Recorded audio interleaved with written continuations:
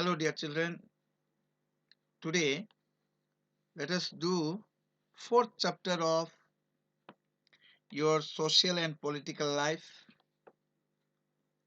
part 3. The name of the topic is Understanding Laws.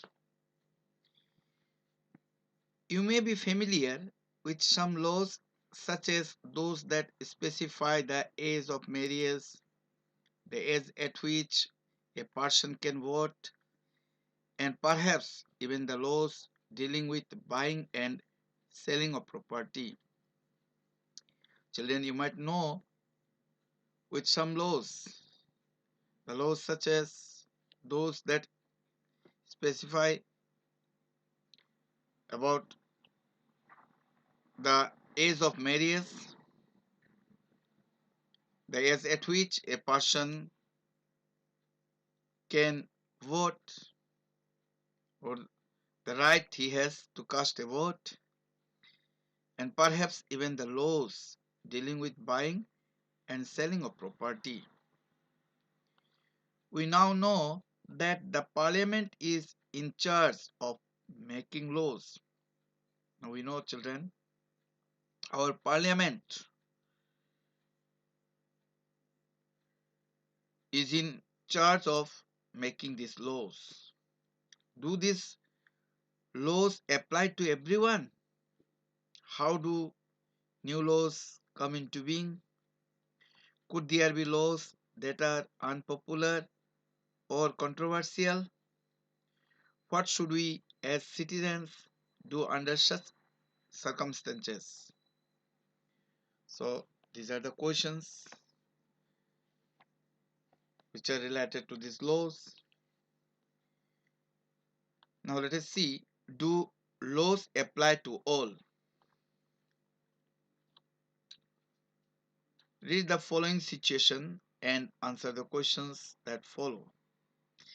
A government official helps his son go into hiding because his son has been given a 10-year jail sentence by a district court for a crime that he has committed.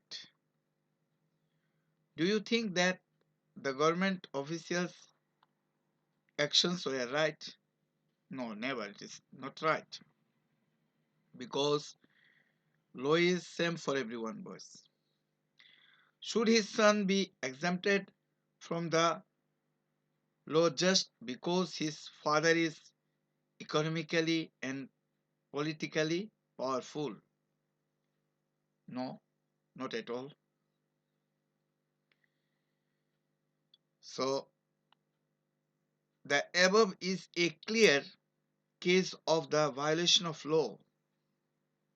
As you read in Unit 1, members of the Constituent Assembly were agreed there should be no arbitrary exercise of power in independent India. So the above paragraphs, it is clear case of violation of law. How that means law here violated here, it is clear. As you read in Unit 1, members of the Constituent Assembly were agreed there should be no arbitrary exercise of power in independent India. They therefore instituted several provisions in the Constitution that would establish the rule of law. They, in this way, introduced or established several action of providing the Constitution that would establish the rule of law. The most important of these was that all persons in independent India are equal before the law. So most important of this was that every persons in our country India, they are independent, they are equal in the eyes of the law. The law cannot discriminate between persons on the basis of their religion, caste, or gender. Law it cannot differentiate boys between persons. It is because of their religion, caste, or any gender. What the rule of law means is that all laws apply equally to all citizens of the country and no one can be above the law. What the rule of laws it means here, it is that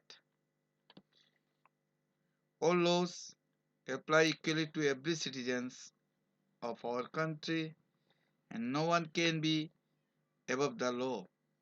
Everyone is bound inside the law. Neither a government official nor a wealthy person nor even the president of the country is above the law. See,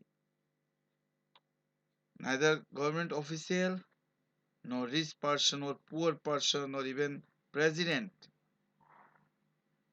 of our country, no one is above the law. Everyone is inside the law. Any crime or violation of law has a specific punishment as well as a process through which the guilt of the person has to be established. So, any crime, any offense, crime means offense, or violation of law, violation means harm of law, has a specific punishment. If anyone violated law or if anybody offends a crime, offends any crime here,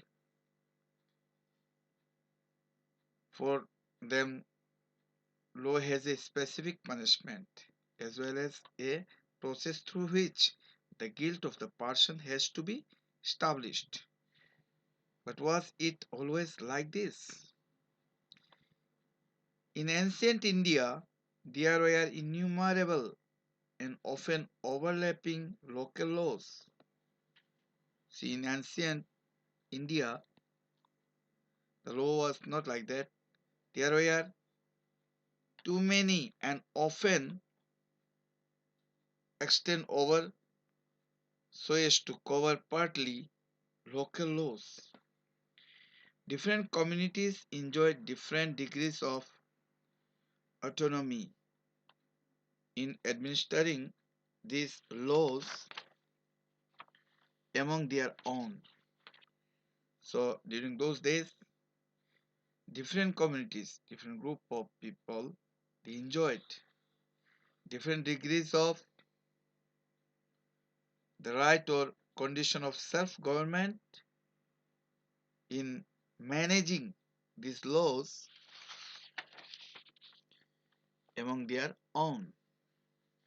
In some cases, the punishment that two persons received for the same crime varied depending on their caste backgrounds, with lower caste being more harshly penalized. See, during those days, in some cases, the punishment that two persons received for the same crime, for the same crime, if two persons that means has committed, their punishment was not same. It was varied depending on their caste backgrounds, with lower caste being more harshly penalized. So, if a person he belongs to lower caste, he was in a cruel or severe manner punished. It was the law in ancient India. This slowly began to change as this system of law began to further evolve during the colonial period.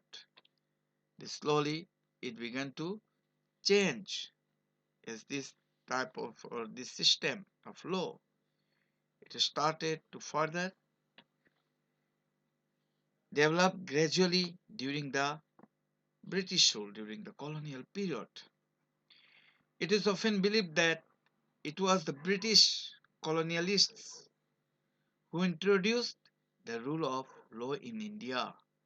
So it is believed that the British colonialists they started the rule of law in our country. Historians have disputed this claim on several grounds. So that one you see, historians they have disputed this claim on several grounds, two of which include first that colonial law was arbitrary. Arbitrary means one's own choice. And second, that the Indian nationalists played a prominent role in the development of the legal sphere in British India. And the second one, it is that the Indian nationalists played the important role in the development of the legal sphere in British India. One example of arbitrariness that continued to exist as parts of British law is the Sedition Act of 1870. So here one example of this arbitrariness that continued to exist as part of British law is the Sedition Act of 1870. Sedition means conduct or speech inciting people to rebel against the authority of a state or monarch. The idea of sedition was very broadly understood within this act. Any person protesting or criticizing the British government could be arrested without due trial.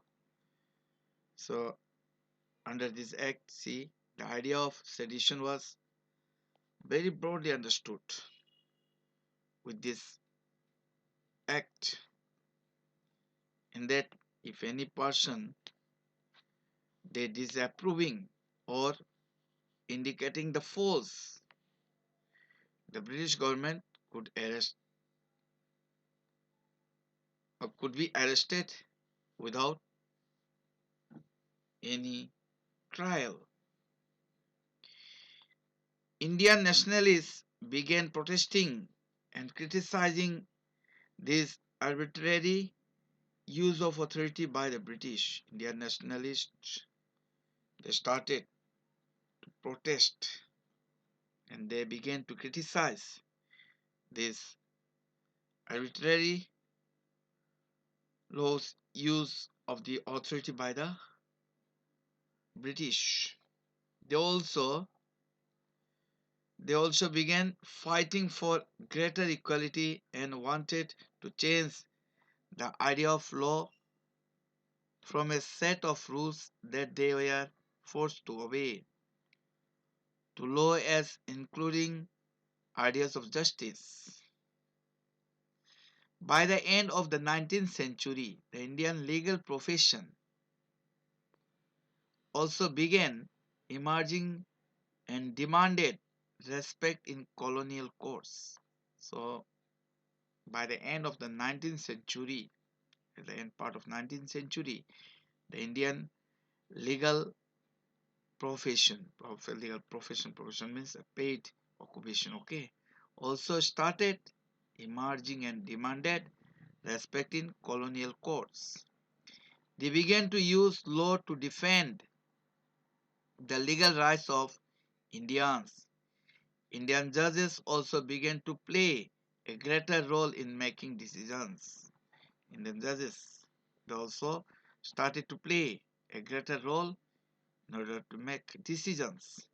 Therefore, there were several ways in which Indians played a major role in the evolution of the rule of law during the colonial period. So, in this way, there were several ways by which Indians played an important role in the form of the rule of law during the colonial period. With the adoption of the Constitution, this document served as the foundation on which our representatives began making laws for the country.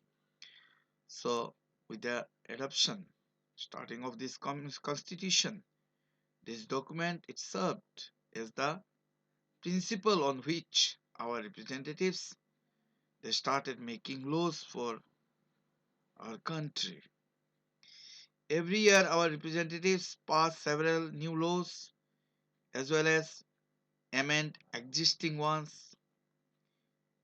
So every year, you see, our representatives, our leaders, they pass several new laws as well as they amend existing ones.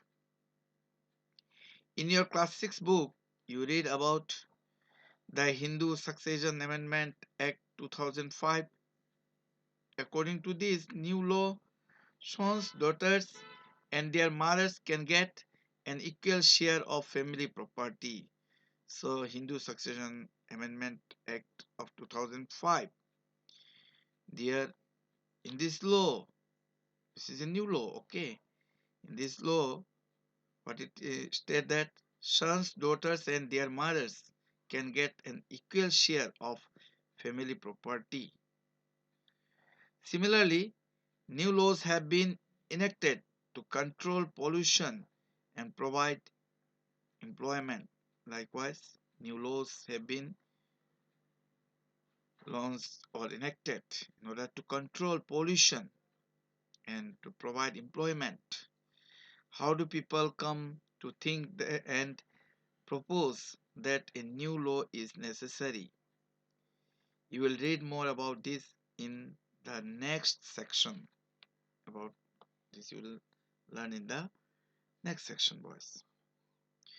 See, either in that means previous space, left margin, or this space, right margin, some questions or some important fact has given there. You must read it, boys. How do new laws come about? So, a new law, how it come about? Let us see. The parliament has an important role in making laws, or parliament, where that means MPs they sit there.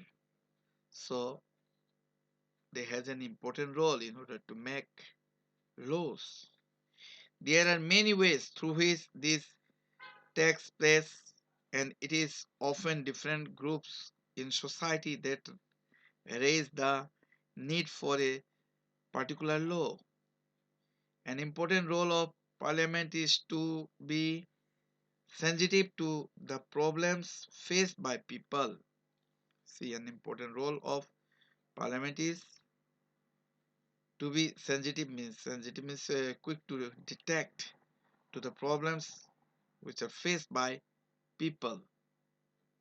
Let us read the following story to understand how issue of domestic violence was brought to the attention of parliament and the process adopted for this issue to become law. So to clear to get clear picture or clear idea, let us read the following story to understand how issue of domestic violence means domestic behavior involving physical force was brought to the attention of parliament and the process adapted for this issue to become law. Now let us see the next page the story. See here, October 2006. Shajia, did you read today's newspapers? Isn't it a great day for women? So in the paper you can see, boys, the Protection of Women from Domestic Violence Act 2005 passed. So she's talking about this. And she asked, okay, Shazia, did you read today's newspapers? Isn't it a great day for women? Not just women. Violence free homes will benefit everyone. Kusum, it's taken such a long time to get this law passed. In fact, it began with establishing the need for a new law. Kusum and Shazia work for a women's organization.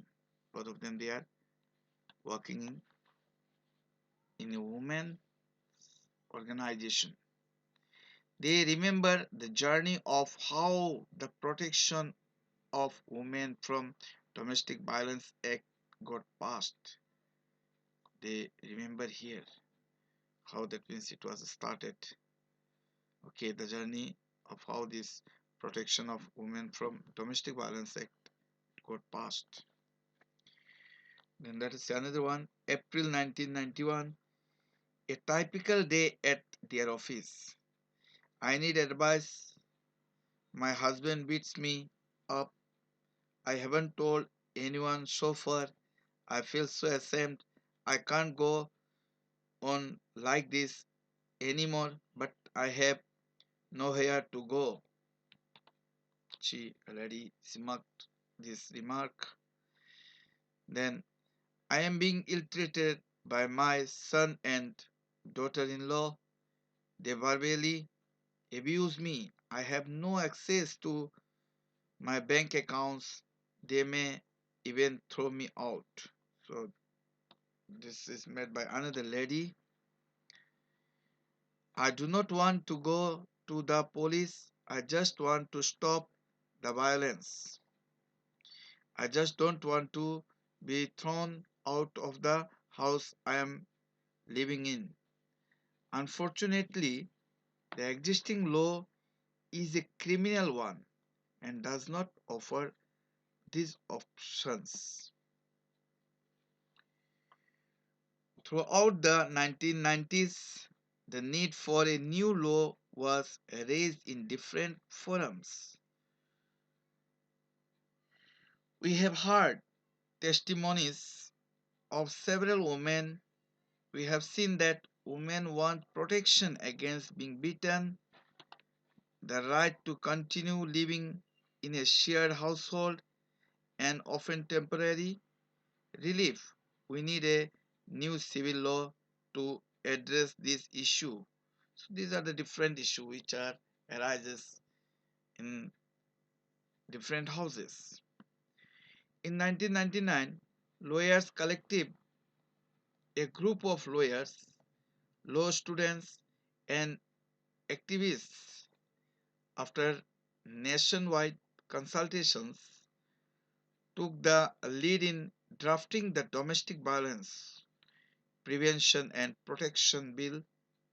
This draft bill was widely circulated. The definition of domestic violence should include physical, economic, sexual, and verbal and emotional abuse. So, these lawyers, one by one, they are mentioning this thing. The law should cover any woman living within a shared domestic space. They should be protected from being evicted from the shared household. Another one said, what about some monetary relief? The women's movement want a new law on domestic violence. The government should introduce it in parliament soon. Finally, the bill was introduced in parliament in 2002. But so finally that means see how this bill it was that means processed and it was introduced. The bill has none of what we have seen suggesting. We must oppose the bill in its present form. Let's have a press conference, we could also start an online petition. So they're discussing like this with each other. Several women's organizations, National Commission for Women, made submissions to the Parliamentary Standing Committee. So several women's organizations, National Commissions for Women, they made submissions to the Parliamentary Standing Committee. Esteemed members of the Parliamentary Standing Committee, the present bill must be changed. We do not agree with the definition of domestic violence being proposed. The law need to provide for temporary custody of children. At a press conference in October 2006, what is this new law? This law is a first in recognizing a woman's right to a violence-free home and provides a comprehensive definition of domestic violence. That's related, it means with that domestic violence. This is a civil law aimed at providing relief to millions of women, including wives, mothers, daughters, and sisters affected by violence in their homes. So, this is a civil law which aimed at providing relief to millions of women. They included, that means wives, mothers, daughters, and sisters were affected by violence in their homes. The press conference continues.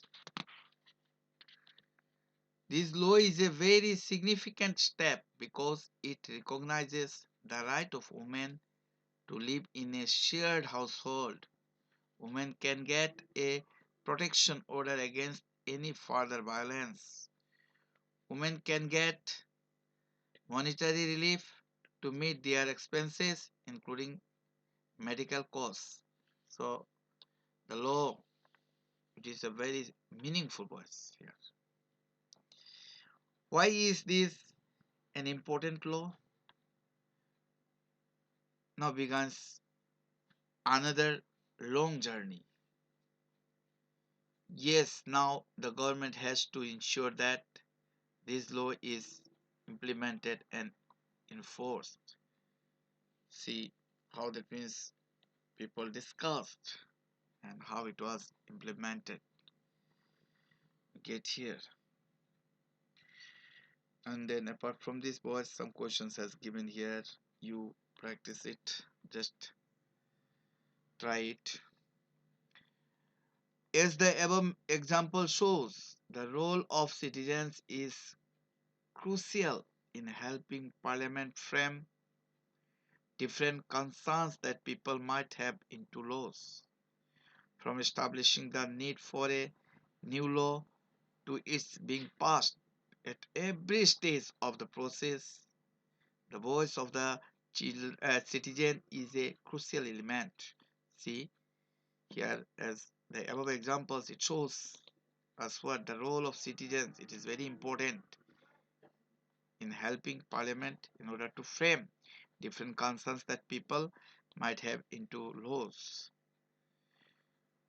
It is from establishing the need for a new law to its being passed at every stage of the process. The voice of the citizen, it is important element. This voice can be heard through TV reports, newspaper editorials, radio broadcasts, local meetings, all of which help in making the work that Parliament does more accessible and transparent to the people. So this voice we can heard either from TV reports, newspaper editorials, radio broadcasts, etc. Unpopular and controversial laws. Let us now look at the situation where the parliament passes laws that turn out to be very unpopular. See, let us see uh, the situation where the parliament passes laws which turn out to be very unpopular, to be very uncommon. Sometimes a law can be constitutionally valid and hence legal, but it can continue to be unpopular and unacceptable to people because they feel that the intention behind it is unfair and harmful. So it is the thought of the people. They feel that. So at the time what happened? Sometimes a law can be constitutionally valid and hence legal, but it can continue to be unpopular and unacceptable to people.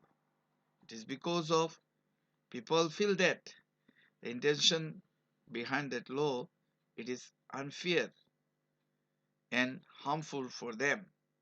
Hence people might criticize this law, hold public meetings, write about the newspapers, report to TV news channels, etc. So in this way, what happened? People they might indicate the force of this law in which uh, they used to hold public meetings, write about it in the newspapers, report to TV news channels, etc. In a democracy like ours, citizens can express their unwillingness to accept repressive laws framed by the parliament. So, in a democratic country, boys, like our citizens, they can express their unwillingness. That is like to accept inhibiting or restraining personal freedom laws framed by the parliament. When a large number of people began to feel that a wrong law has been passed, then there is pressure on the parliament to change this. So when a large number of people they started to feel that a wrong law has been passed, then at the time there is a pressure it mounted on the parliament in order to change the law which they made. For example, various municipal laws on the use of space within municipal limits often make hawking and street vending illegal. As example, such situation we can see in our Manipur also, boys. For example, various municipal laws on the use of space within municipal limits often make hawking and street vending illegal. Sorry. No one will dispute the necessity for some rules to keep the public space open so that people can walk on the pavements easily. No one will dispute the necessity for some rules to keep the public space open so that people they can walk on the footpath easily. However, one also cannot deny that hawkers and vendors provide essential services cheaply and efficiently to the millions living in a large city. So here one also cannot deny that hawkers and vendors they are giving our essential things. Yes, that means our imas they used to sell these vegetables and other things. These are essential service. They are providing cheaply and efficiently to the millions living in a large city. This is their means of livelihood, and by selling this, they earn their livelihood. Hence, if the law favors one group and disregards the other, it will be controversial. Controversial means public disagreement and lead to conflict. So, in this way, if the law favors one group only and disregards the other group, it will be public disagreement and it will lead to conflict. Quarreling will be there. People who think that the law is not fair can approach the court to decide on the issue. The court has the power to modify or cancel laws if it finds that they don't adhere to the constitution. So people, what the court here, what can they do? The court has the power in order to modify, or they can cancel laws if it finds that they don't abide or well organized to the constitution. Boys, have a look, that means towards the right side of your uh, page number 49, and read it yourself. Do you remember the photo essay on the women's movement in the class 7 book? The photos there showed the different ways in which citizens can protest campaigns and show solidarity. The following pictures point to other ways in which people protest unjust laws. The following pictures which is given here under, they point to other ways in which people protest unjust. Here you see several pictures as uh, given. You see here Iron Lady of our Manipur, Sharmila's photo is also there, and how she faced, that means different troubles in our Manipur for the people of Manipur. I think you might know that. We need to remember that our role as citizens does not end with electing our representatives. Here we need to remember that as we elected our representatives, our leader, our MPs, our MLAs, here our role as citizens does not end just after that, means electing them. Rather, it is then that we began to use newspapers and the media to carefully chart the work that is being done by the MPs and criticize their actions when we feel it is required. Thus, what we should bear in mind is that it is the extent, involvement, and enthusiasm means interest of the people that helps Parliament perform its representative functions properly. Thus, what we should bear here in mind is that it is the extent, involvement, and interest of the people that helps Parliament perform its representative functions in a proper manner. So here is the end of the chapter. Thank you all.